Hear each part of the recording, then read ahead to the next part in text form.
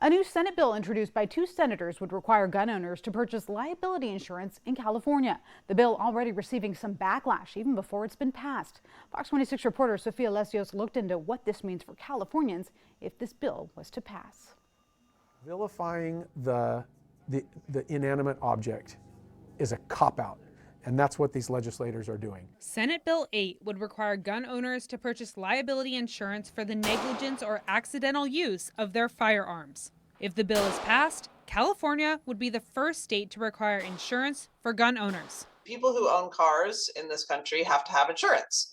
And it doesn't really make any sense in a way that we have a system right now where people who own guns and then something happens that creates some type of injury, financial or physical injury to others, that is borne by the victim and society at large. 31 people have died and 22 others injured from mass shootings in California in January alone, making January one of the deadliest months since the Gun Violence Archive began tracking gun violence data. I believe that gun violence affects us in so many ways that are it looks very different in so many different contexts, but it's all the same in that we have a gun violence epidemic in this country. But some gun owners, like Jake Belemgian, the owner of the firing line in Clovis, says creating new legislation isn't going to help solve the gun violence problem.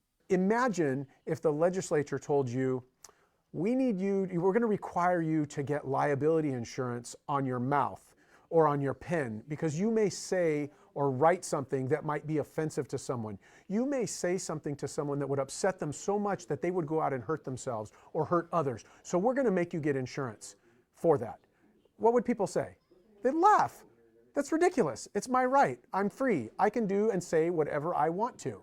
Right? It's my right to do so. And owning a firearm is a right as well. The language of SB 8 will be modeled after the city of San Jose's gun insurance law, which came into effect this year in January, making it the first of its kind in the country, according to a press release by Democratic Senator Nancy Skinner.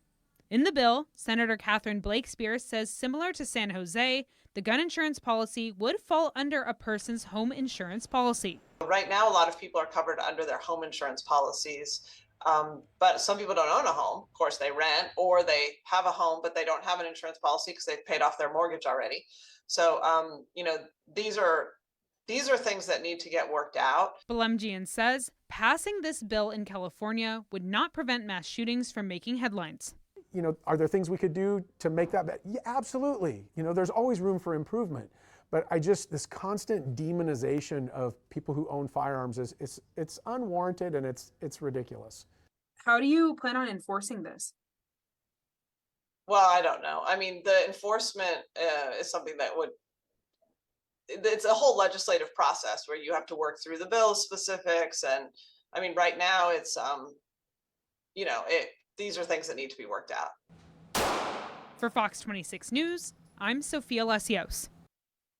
Harvard Medical School researchers found that gun violence costs the U.S. $557 billion annually. The majority of that cost attributed to quality of life losses among those injured.